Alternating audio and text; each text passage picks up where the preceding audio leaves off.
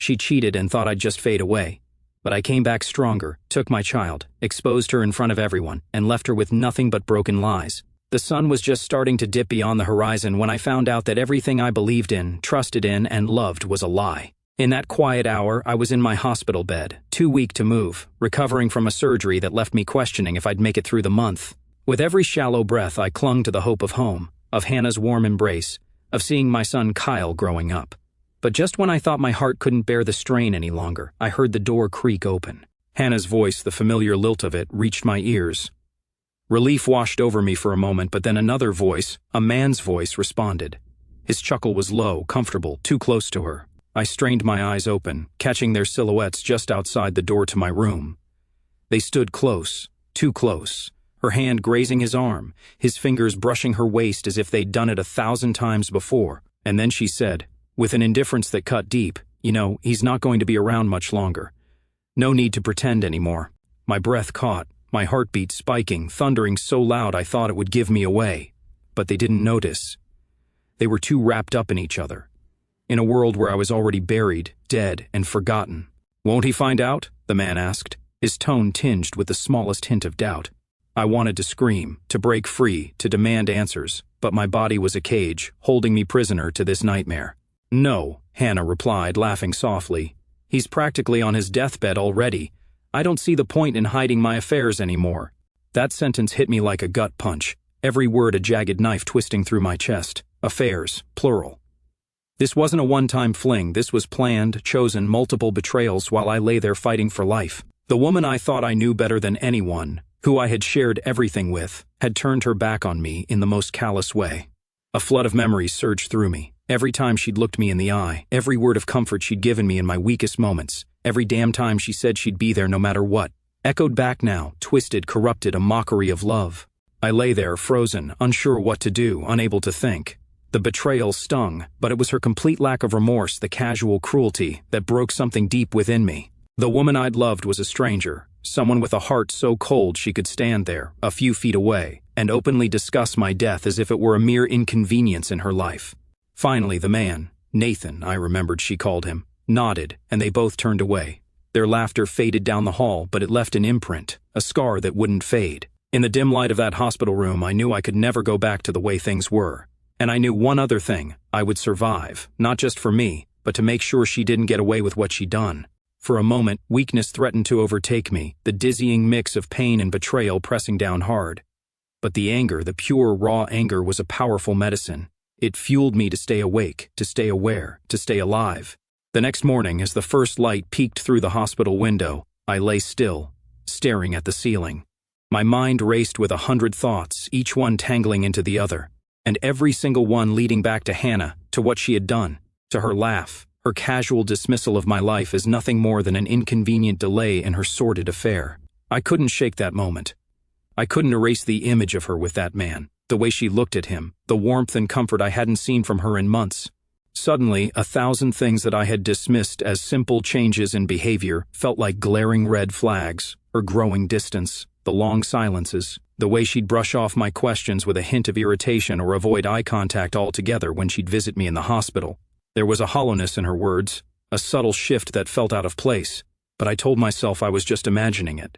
That she was dealing with the stress of my illness, of having to shoulder the burden of our home and Kyle all by herself. I wanted so badly to believe that she was just as committed to us as I was. I held on to that faith, even when my gut told me something was off. But now, it was clear. Her silence, her impatience, even the way she'd quickly change out of my sight after getting home, it all made sense. She had been with him, with them, apparently. I didn't know if it was one man or more, but at that moment, it didn't matter. She had shattered my trust, turned everything we built into ashes. Later that day, she arrived. I heard her footsteps before I saw her face. I lay there, pretending to be asleep, not yet ready to face her, not while every fiber of my being screamed with anger, betrayal, and a vengeance I'd never known I was capable of. She slipped into the room with the same fake smile she wore so well, that practiced look of concern plastered across her face. She approached the bed, gently touched my hand, and sighed. "Oh, honey, how are you feeling today?" Her voice was soft, sweet, too sweet, knowing what I now knew. I opened my eyes slowly, feigning a look of exhaustion while fighting the urge to grab her hand and rip off that mask. I forced a weak smile, playing my part. Hanging in there, I murmured, watching her face for any hint of guilt, any sign that might reveal her betrayal. But she was good, so damn good at lying. She adjusted the blanket around my shoulders, her movements as tender and gentle as they'd always been, and yet now they felt like daggers. You know, Kyle is missing you so much, she continued, her voice barely above a whisper. He's looking forward to you coming home. Coming home. My stomach twisted at the thought. How could I return to a place so tainted by her lies, the home we built together, where she now wove her affairs in secret, under the same roof where my son lived, our son? The thought of her bringing another man there made me sick. How's everything been at home? I asked, trying to keep my voice steady. I wanted to see if she'd admit to anything, to see if there was an ounce of honesty left in her. I waited, hoping she'd stumble, hoping for the slightest flicker of guilt. But instead, she tilted her head, her face perfectly composed. Oh, it's been hard, you know, she said with a sigh, squeezing my hand in that practiced, comforting way she had.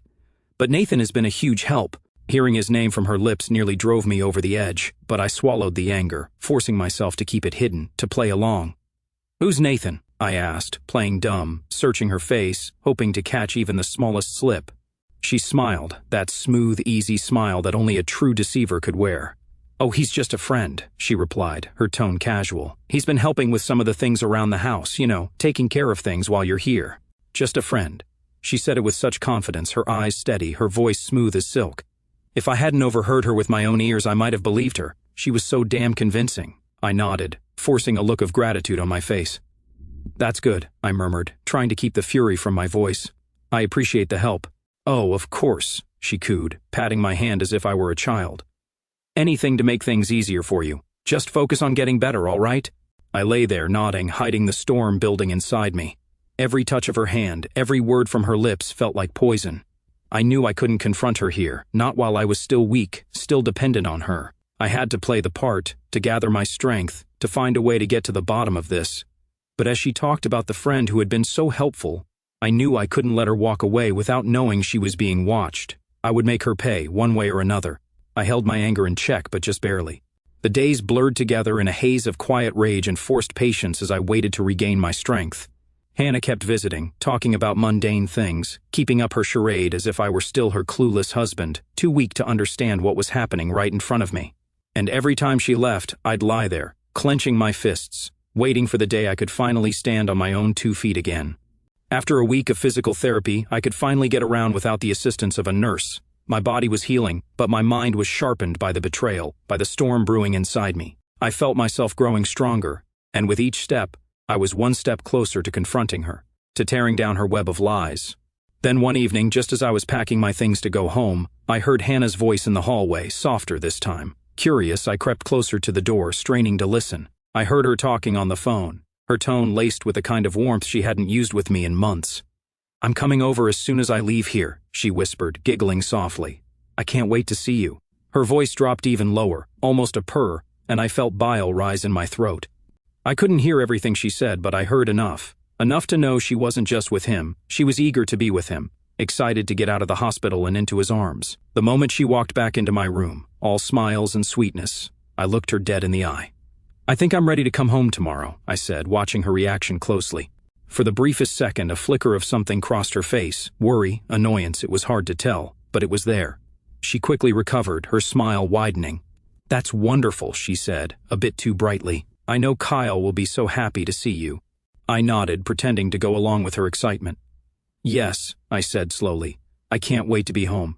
And I want us to spend some real time together, Hannah, just you and me again. That flicker of something, I couldn't quite place it, but she quickly masked it with another one of those dazzling smiles. Of course, she said, touching my arm. I'm here for whatever you need. The next day, she drove me home. I watched her hands grip the wheel, her knuckles white as she tried to play the part of a supportive wife. As we pulled up to the house, she helped me out of the car, fussing over me, but all I could see was the way her eyes darted around, as if she were anxious, worried. Once inside, Kyle rushed to me, throwing his arms around me, his little face lit up with joy. For a moment, my anger softened. I held him tightly, savoring the warmth of his hug, the pure innocence of his love. But the moment was fleeting. The second I looked over his shoulder and saw her watching us, my rage returned with a vengeance.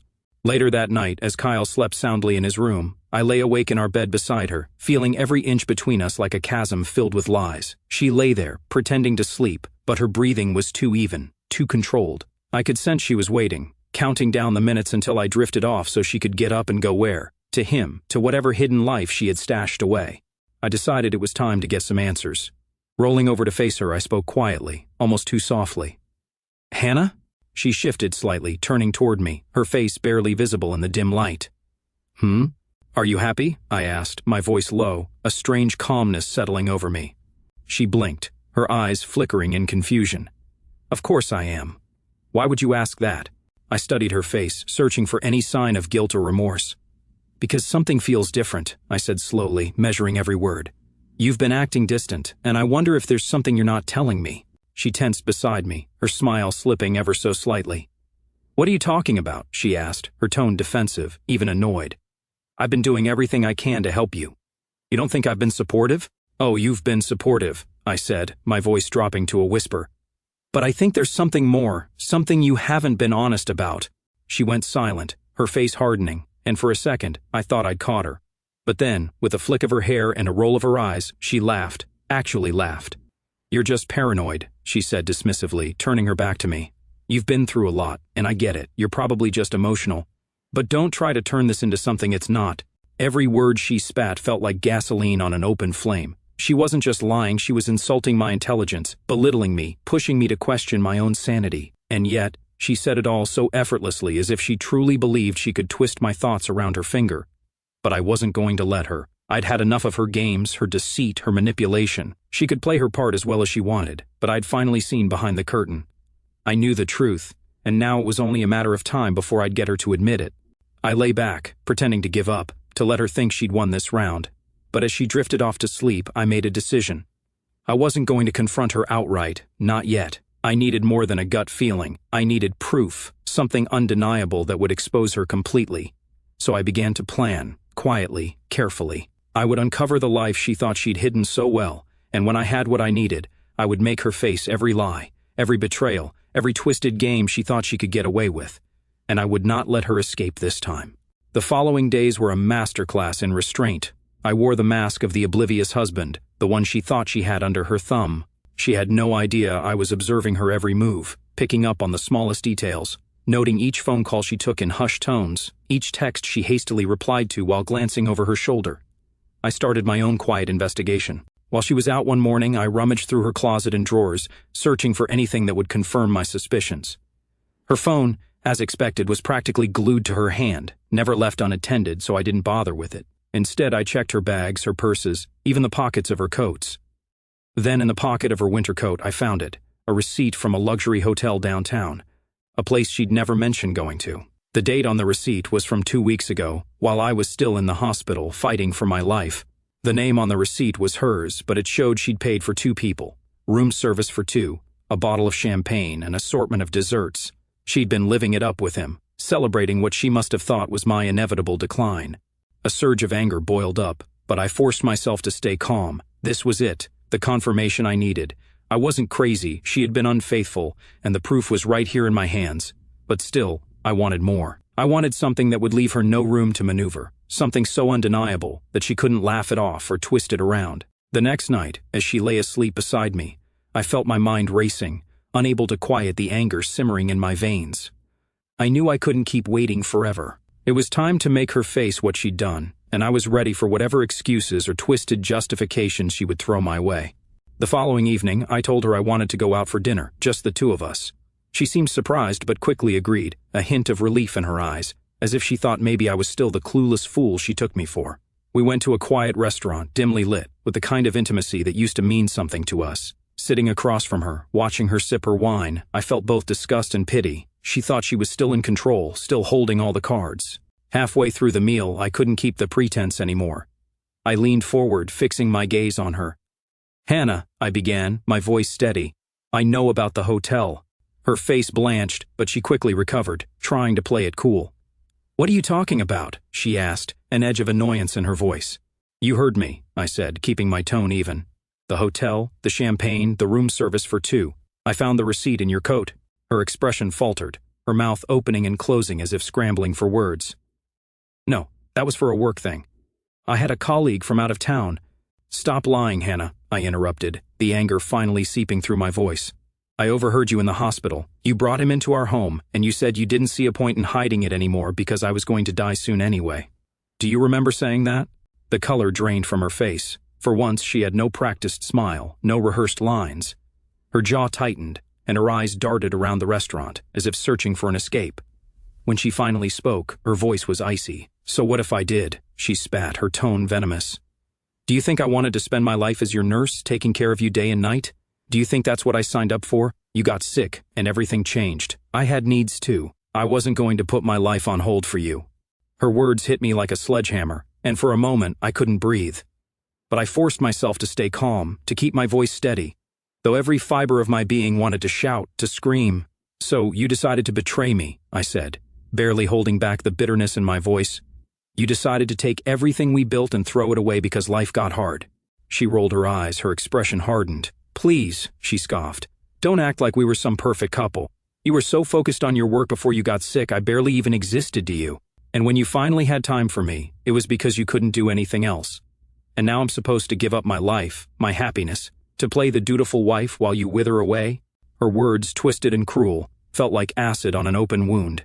I sat there, stunned by the depth of her selfishness, by her complete lack of remorse. It was as if I was seeing her true face for the first time, a person so devoid of empathy, so consumed by her own desires, that she could justify betraying me in the worst way possible. I leaned back in my chair, trying to process the reality before me. I'd known she'd lied, that she betrayed me, but this was another level. She wasn't just unfaithful, she was heartless. "Fine," I said finally, my voice barely above a whisper. "You've made your choice. I'll make mine." She raised an eyebrow, a sneer tugging at her lips. "Oh, and what's that?" "Divorce," I replied, feeling the words settle like a weight lifting off my shoulders. "I'm done. You've made it clear where you stand, Hannah, and I don't want to waste another second on someone who doesn't care if I live or die." For a moment she looked taken aback, as if she hadn't expected me to take such a definitive stand. But then her expression shifted, a cold smile spreading across her face. "Good," she said, her tone mocking. "Finally, you're doing something right. Just make sure you don't screw that up too." Her words lingered in the air, sharp and biting, as I stood up from the table, leaving her there without another word. I walked out of the restaurant, feeling a strange, quiet relief wash over me. The anger, the pain, the betrayal, they were still there. But now they were accompanied by a clarity I hadn't felt in weeks. She was no longer my problem, no longer my burden to bear. And for the first time, I realized that I would be okay, that I could walk away from this shattered life and rebuild something new, something better, without her. As I drove home alone that night, I knew I'd finally taken the first step toward freedom. As I drove away from the restaurant, a new kind of resolve took root within me. I wasn't going to walk away quietly, leaving her with everything and pretending as though she hadn't betrayed me in the most humiliating way possible. No, Hannah needed to feel the consequences of her actions, and I was going to make sure both she and her lover knew exactly what it felt like to be utterly betrayed and exposed. For the next few days, I kept up the facade, pretending I was moving forward with the divorce amicably. But beneath that surface, I began crafting my plan, gathering every piece of evidence I could find, documenting her texts, the receipt from the hotel, and even screenshots of her calls to Nathan. Every bit of it went into a file I started building in secret, preparing to use it to dismantle her comfortable life piece by piece. Then I hired a private investigator. If Hannah thought she could be sly, I was going to show her what real subtlety looked like. Within a week, the investigator had gathered a wealth of incriminating photos and documents, proving beyond a doubt that her affair with Nathan wasn't a one-time thing. They had been meeting for months, spending time in the same hotel, sneaking around like two thieves in the night. But now, I held every piece of proof in my hands. One night, when Hannah thought I was at a lawyer's office, I arranged a meeting with Nathan. I knew he worked at a downtown law firm, one that took pride in its image as a respectable, family-oriented establishment. Nathan didn't know me, and I wanted to keep it that way until I was ready. With a copy of all the evidence tucked under my arm, I walked into his office under the pretense of wanting to discuss a legal matter. When I finally sat across from him, face to face with the man who had slipped into my home, my bed, my life, he barely even recognized the tension in the air. I let him start talking, acting the part of a curious client, and watched him for a few minutes. His polished mannerisms, his smug attitude, the subtle arrogance that radiated from him. It was enough to make my skin crawl. Finally, I slid a folder across the table and leaned in. I think you'll find this quite interesting, Nathan. He looked at me, confused, and opened the folder. The moment he saw the photographs of him with Hannah, in hotel rooms, in our home, his face drained of color. He stammered, trying to find words, but I kept my expression cold, unflinching. Surprised? I asked, my voice barely above a whisper. You didn't think she'd get caught, did you? Nathan tried to compose himself, putting on that lawyerly bravado, but it didn't take. He knew I had him cornered. What do you want? He finally muttered, his eyes darting between me and the damning evidence. Oh, don't worry, I don't want anything from you. Yet, I replied, allowing a small smile to cross my face. But here's what's going to happen. You're going to end whatever you think you have with Hannah, and then you're going to have a long, awkward conversation with your boss about your conduct outside of work, because I've already sent a copy of this to him. He looked stricken, like a man whose world had suddenly crumbled before him. You can't do that, he stammered. Oh, I already did, I said, enjoying his panic. And by the way, I also sent copies to your wife. The shock in his eyes was priceless. He had no idea I knew about his family, about the perfect little image he'd been trying to maintain. But I'd done my research. He had a wife and 2 young children, all of whom were blissfully unaware of his double life. But now, his wife would know everything. He slumped back in his chair, defeated, and I stood up, gathering my things. Enjoy explaining this to her, I said coldly. And trust me, if I ever find out you're near my family again, I'll make sure this goes public. As I left his office, a sense of satisfaction washed over me, but I wasn't finished yet. Hannah still had to face the music, and I was going to make sure it hurt. That evening, I invited Hannah to dinner at home. She seemed pleased, almost smug, thinking I was finally accepting the divorce on her terms. But I had one more trick up my sleeve. While she was busy upstairs, I set up my laptop, connecting it to the TV, and queued up a slideshow with all the evidence I had gathered. Photos, texts, even recorded calls from Nathan. When she came down and saw the setup, she looked confused. What's all this? She asked, giving me that fake smile she thought would still work on me. Take a seat, I said, motioning to the couch. There's something I think you'll want to see. She sat down, her brow furrowing as she glanced at the screen. I pressed play, and the photos began to flicker across the screen, each one more damning than the last. Her face turned from confusion to horror, then quickly to anger as she realized what I was doing. What the hell is this? She demanded, her voice shaking. Oh, it's just a little show and tell, I replied, leaning back in my chair. This is every lie you told me, every time you betrayed me. It's all here, and I've already sent copies to the divorce lawyer, so don't think you'll be walking away with anything more than the clothes on your back. Her face contorted with rage. You can't do this to me, she shouted, standing up, her fists clenched. Oh, I can, and I have, I said calmly. And there's one more thing. I reached into my pocket and pulled out a letter, a formal notification that I was seeking full custody of Kyle. This is what happens when you put your needs above our family. Her eyes widened, and for the first time I saw fear there, real, unmistakable fear. She had thought she'd walk away from this unscathed, free to live her life without consequence, but now she knew that her decisions had destroyed everything she thought she had. She stormed out of the house that night, but I wasn't worried. My lawyer had everything they needed to ensure she wouldn't take Kyle from me. She would get nothing but the consequences of her actions. As I stood alone in the house, a strange calm settled over me. It wasn't just relief, it was freedom. Freedom from her lies, her betrayal, her cruelty. I knew it would take time to heal, to put everything behind me, but now I could start fresh, rebuild for myself and my son, without the shadow of her deception looming over us. And as I locked the door, shutting out the remnants of the life I'd left behind, I knew one thing for certain: she would never forget what I'd done, and neither would I. The next few weeks felt like a breath of fresh air. With Hannah out of the house and the divorce proceedings underway, I began to reclaim my life. I focused on Kyle, on rebuilding a stable and happy environment for him, and on rediscovering the man I had been before Hannah's lies and betrayal had torn me apart. But as satisfying as it was to see her lies unravel in court, there was still a fire burning inside me, a desire for closure, for something that felt more definitive than just legal victories. One day, I got a call from an unknown number. I answered, and a woman's voice on the other end introduced herself as Emily, Nathan's now ex-wife.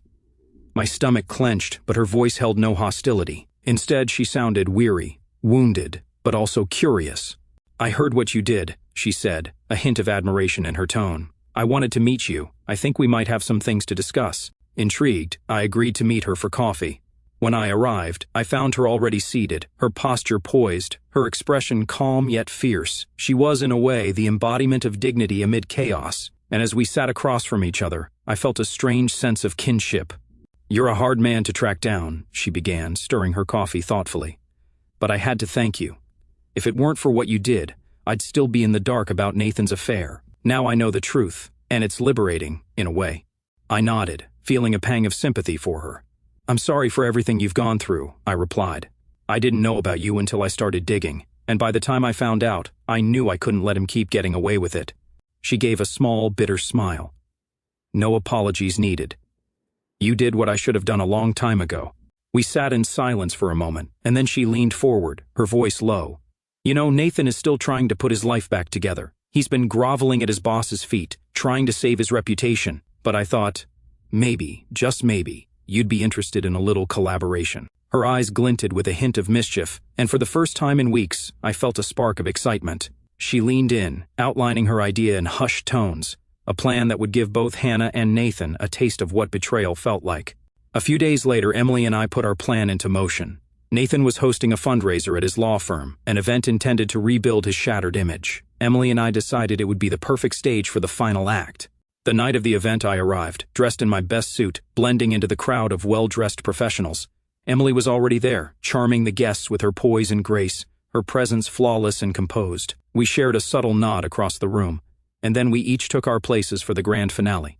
When Nathan finally took to the stage, his face the picture of confidence as he addressed the crowd, Emily's voice broke through the microphone with chilling clarity. "Ladies and gentlemen," she began, her voice calm but dripping with contempt, "before you applaud this man for his supposed integrity, let me share a story about a husband who destroyed his family for his own selfish desires." The room fell silent, all eyes on her, and Nathan's face went pale. His gaze met mine for the briefest moment, realizing I was there, that this wasn't a coincidence.